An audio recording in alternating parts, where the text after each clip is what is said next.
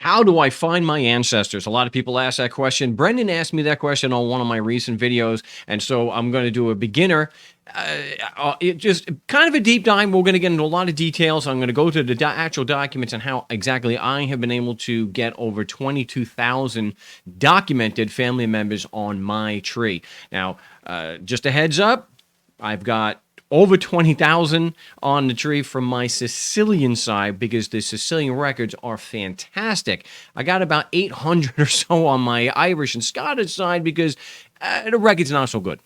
The record's just not so good. It doesn't help that I have some of the most common surnames. Rogers, wow. That is one of the most common Irish surnames. And I'm cursed on both sides.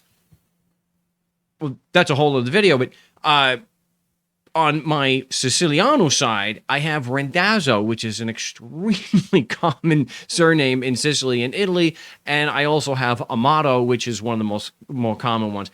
There's a number of Russo, which is the most common surname in Sicily and Italy. Having such common surnames makes it difficult. So to get into the first thing that I suggest doing as a beginner, and not just as a beginner, but especially as a beginner, to start getting your family history, building your family tree, is you gotta talk to your living relatives, your parents, your grandparents, and you want to get as much information as you can. So you want to definitely get full names, because like I'm saying, if you've got extremely common names, like Mia Nono's Naomi is Salvador Randazzo. That is a really common name in in Gardini, Sicilia, where Mia Familia hail from. Really common name. But his father's name is Pietro Randazzo, and Pietro Randazzo, yeah, not so.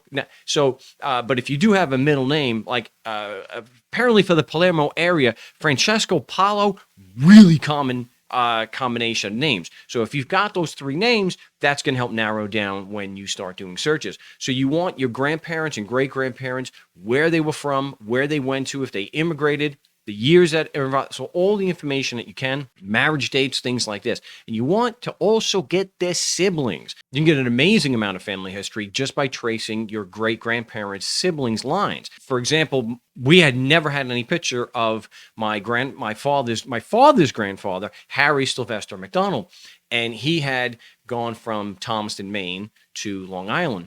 It wasn't until I was in touch with his brother, Hugh McDonald's grandchildren and great-grandchildren, that I was able to actually get a picture. So somebody sent a cousin of Hugh McDonald's line, posted this picture on one of my Facebook groups, which I'll discuss later. Not only do we have all the McDonald siblings alive at the time, their mother, Evelyn Mayo, which in a previous video I mentioned, Evelyn Mayo is the one that ties me to the Mayflower. So that my 10th great-grandparents are Priscilla Mullins and John Alden, who were both on the Mayflower. So speak to your family and get as much information as you can. Once you have a decent amount of information, you got names and dates, and okay, with the information, we can start doing searches and we can start getting back. We can verify what our family's been telling us. So if they're saying that grandma was born in 1911, we are able to go online and we can verify that. So what I suggest,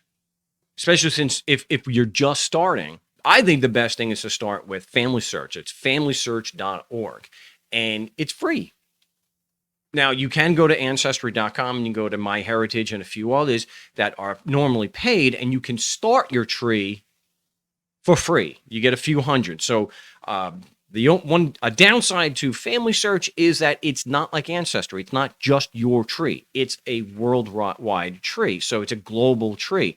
Anybody can get in there and they can edit it. So let's get into Family Tree right now. So this is my Mia Familia, and they're from Gardini, Sicilia, which is in the Palermo province. And we can go to, this is my second great-grandfather. What I like about this is because you can check your relationship. So you can see here, he's my third great-grandfather, and that's the direct line right there. If we go down here, you can see who has done editing, and it also tracks the changes here. And that so if we go to the sources, which again, this is very, very, very important. Someone changes or adds to this, then you'll see who did it and when they did it. Now, you can get notifications for anybody who does edit something. You'll get a notification. You'll be able to see that, and it'll tell you what the change was. So that's that's just a minor downside. I haven't had any problems with this at all. But what you can do is you could take what you find, because you get records for free here. Not as much as you're going to get on Ancestry when you're paying for it, but you're going to get a lot. It'll definitely get you going. But take that information and then plug it into ancestry.com. But I'll get to Ancestry in just a moment. So we've got some information from family. We want to do a search. So we're here on family search. You go here to the search. You want to search the records. So you hit records. I'm going to go with again, I would suggest this too.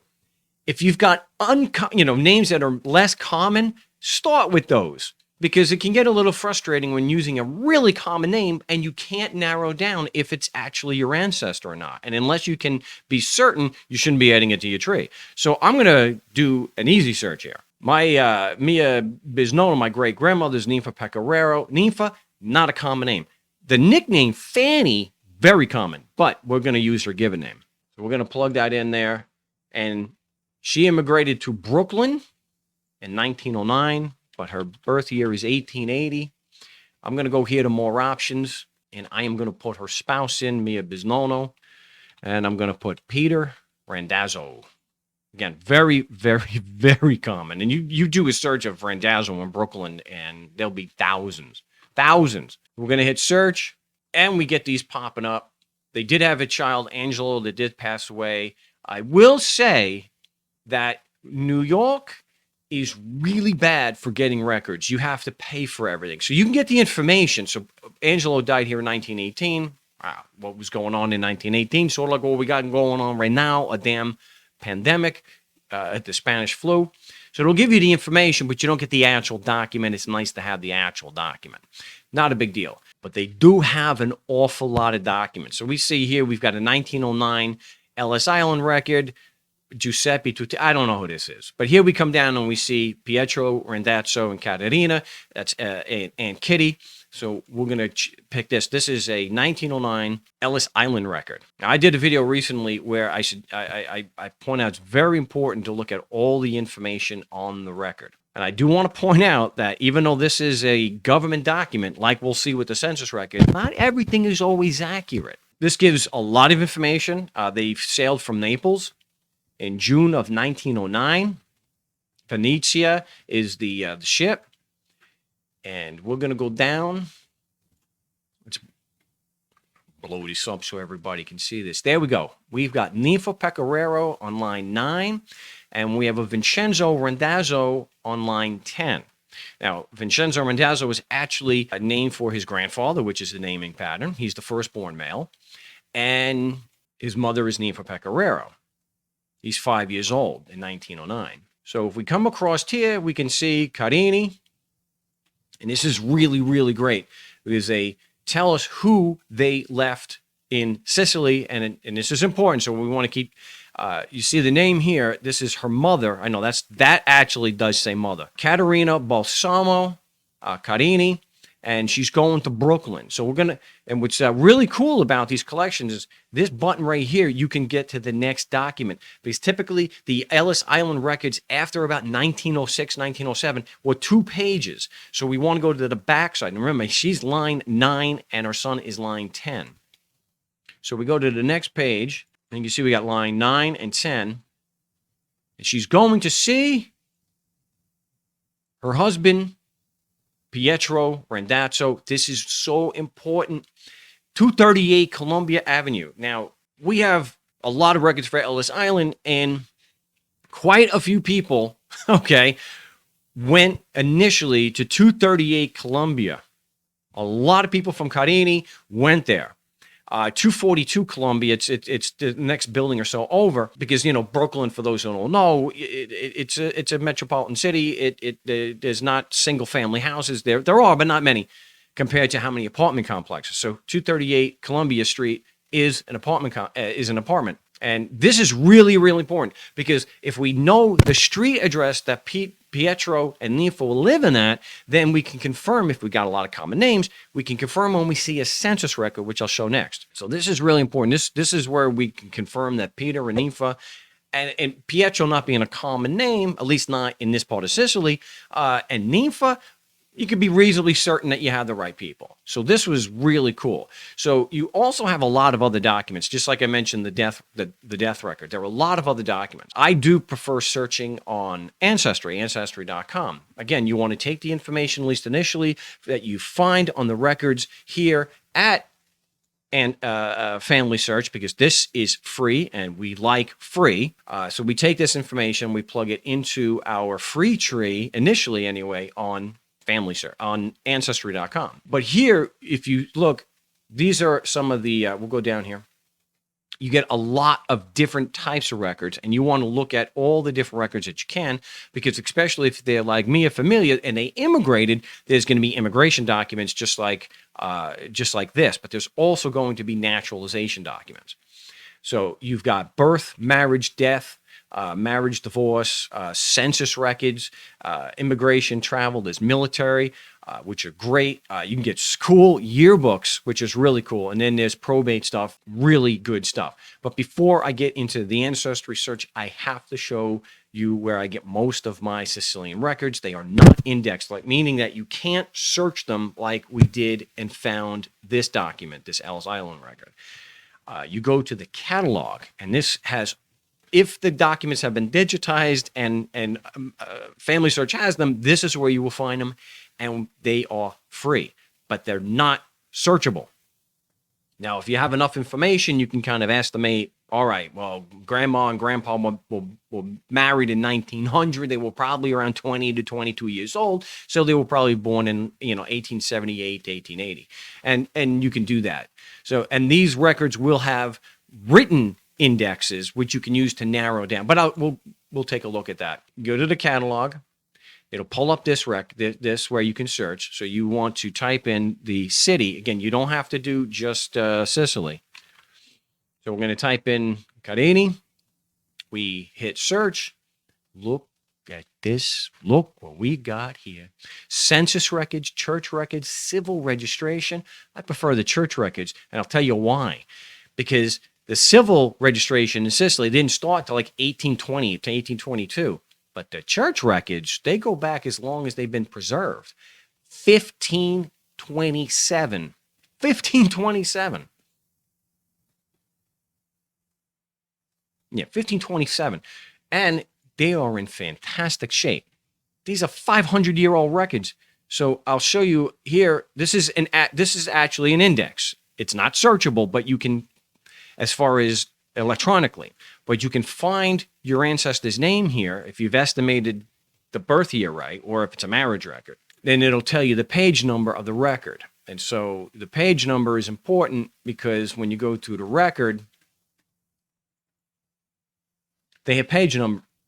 When you go through the record, they have page numbers right here. But look how good this record is. This, again, is just the index. This is a 500-year-old record, and we are really lucky to have it. This is really... Now, there are some, because of the pens that they used back then, the fountain pen, or the ink well, sometimes the ink bled through the paper. But that's few and far between. Most of them are like this. They're really, really easy. Some of them are in calligraphy, which are beautiful. So this is just one example showing why the Sicilian records are so good, an example of how good they are, and why I have been able to get over 20,000 documented family members onto my tree. Well, not all of them are blood, but you get the point. All right, so now we'll compare a search with between Family Search and Ancestry. You just plug in the same information, Palermo, Brooklyn, Peter Randazzo, and you hit search, and we immediately pull this up. You can narrow the search down, and you could go through the filters: census, birth, military, immigration. You can also go to other family trees, so you can see where Nifa is on somebody else's tree. Okay, so one of the most important records for me that I've ever found is this particular record right here. It's a 1920 U.S. Census for Brooklyn. And this is important for a number of reasons. First and foremost, my family's on it. And so you I'll blow it up a bit. We have them on Atlantic Avenue, which is, of course, near the docks, not that far from 238 Columbia Street. And we have Peter Randazzo and Fanny. Fanny, of course, is the nickname. And then we have James. This here is an example of how you can't always go based on a census record, because here you've got people who the adults didn't speak English. They spoke Sicilian. and they're going to be giving the information to a census worker who chances are does not speak Sicilian or even Italian. So not everything on here is true. So for example, it says here James. Now this is actually Vincenzo, and Sicilians would shorten Vincenzo to Jens, and Jens became James. And it says here that he was, and if you come down here, it says he was born in New York. Now, he was not born in New York. He was actually born in Carini, Sicilia, and I have a baptism record that actually proves it. So while his age may be a good estimate, this is wrong. He was not born in New York. Now, we see here the next born son, Salvador. We know that he was definitely born in Brooklyn. He was the firstborn Randazzo in my line that was actually born in Brooklyn. Vito, spelled with an E. Vita, her name was Vita. Now, I mentioned before that Ninfa Pecoraro's mother, Caterina Balsamo, she did immigrate. And you see mother-in-law to Peter. And they misspell her name Bassan. I mean, Balsamo's really not that difficult to name. Her death record is an absolute mess. I could do an entire hour-long video about that. But they got her age pretty well. What it also shows are the dates that they immigrated. Now, this may not be an exact, because there could be several times that they went back to Sicily, they came back. So we don't know if they're using the first year they came over. These are actually accurate, but they're not necessarily always accurate. It gives the immigration status. At the time in 1920, he was an alien, but he did, my great-grandfather did become a naturalized citizen. This is where it really gets interesting. You've got to look at the rest of the document. Now, I had seen this document for a number of years, and something just told me, scroll. Scroll. See what else is there. Because immigrants, people, who have immigrated from a different country to the United States, because of the language, and Sicilian in particular, Italians from all over Italy can generally understand each other, according to what I've been told. But from what I've gotten directly from people from Palermo is that because the Sicilian language is not a dialect of Italian, it's a separate language. They're both based on Latin, though. But somebody from Palermo, because of the Sicilian dialect, may not be able to understand everything from Messina. And so, again, I just recently had contact with an older couple from Palermo, and they confirmed that for me also. So they tended to, when they did immigrate, it made sense for your survival to immigrate to a neighborhood where they spoke the same language. Now, this neighborhood, Atlantic Avenue by the docks, and Brooklyn, Columbia Avenue, Hicks, Warren Street, this particular neighborhood, a lot of people from Carini, Sicilia did immigrate. Of course, a lot of people from Palermo also, because they spoke a similar language. So it made sense to scroll. So that's what I did.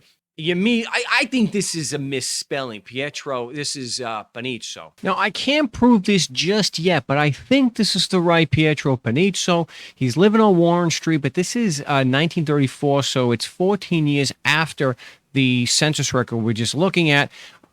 Everything seems to line up. So I think I got the right guy here, and he is distantly related. He's a sixth cousin. I think I got the right guy here. And you see here, Antonio Pisano. I mean, come on, it's a Paisan. I was able to do the research, knowing Antonio and Josephine or Giuseppa, knowing their ages, 10-year age. I certainly hope, I don't remember she was a child bride or not, but that's another video. But I was able to confirm that not only is Antonio Pisano and Giuseppa from Carini, but they are related to the Randazzos. So no big surprise there. I have to still confirm whether Pietro Panizzo is. Panizzo is definitely a Carini name. I scrolled down over here, and yes, we got Bartholomew Basile, and yes, they are related to the Pecoraros. But what really got my eye is the name right here.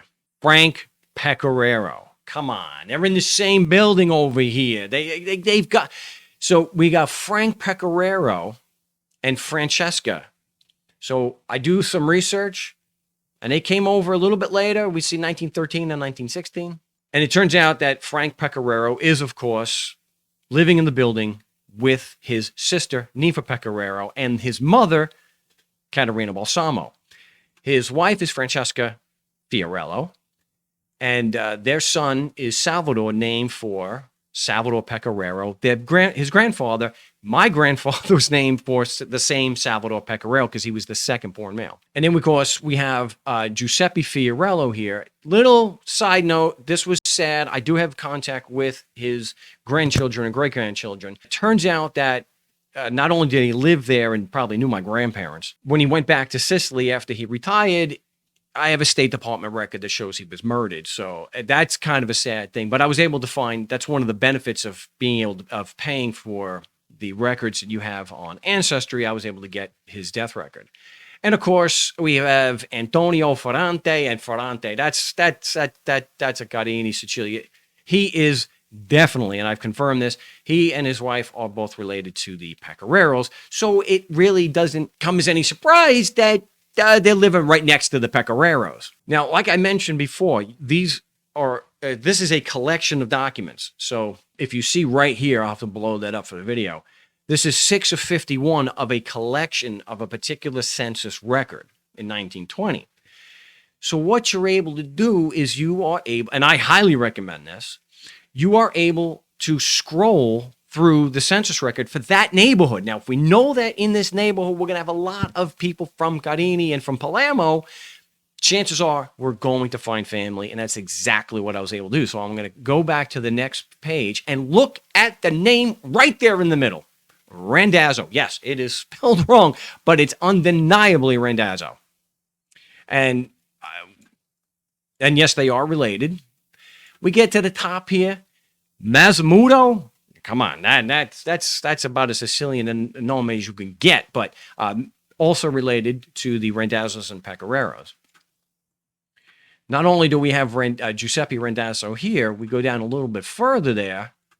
Right there at the bottom, we've got a second Randazzo family, Salvador and Lucia. I would bet the farm that this Lucia was born on December 13th. It's nice to see that they're both the same age, though, but so this is why it's so important to look at all the names and the dates and the information on the record, because something in there may actually be relevant to finding more of tua familia and finding more of your family and getting a more accurate or more complete picture of your family and the history, whatever context you're looking at. So very important. Look at the next page and the other page. In fact, this is only 51 documents. Chances are, you go 2 or 3, we're going to find even more family, which I have actually done on other census records. So definitely look at all the information. Another way that I find ancestors is right here on findagrave.com. Find a ton of information here. One of the things that you can do is you can get obituaries. So a lot of times, especially with the more recent ones, people are posting the obituary. So now you can get parents, you can get children, grandchildren, and that's what I use to then go look on Facebook or Instagram and try to find living cousins, which I'll get to next. I've been able to do, and I've been able to find hundreds of living cousins. And like I mentioned before, I got the pictures of my great-great-grandmother. Evelyn Mayo. So I did a video about this. And you could pick any place. I just wanted to see, are there any Randazzos that lived in maybe, here in Phoenix and died? So I went and just plugged in Randazzo, plug in Maricopa County. I hit search, and the first one that came up, you see the first one out of the gate, Anthony Randazzo. Really? It's right there in Phoenix. Again, I did a video about this.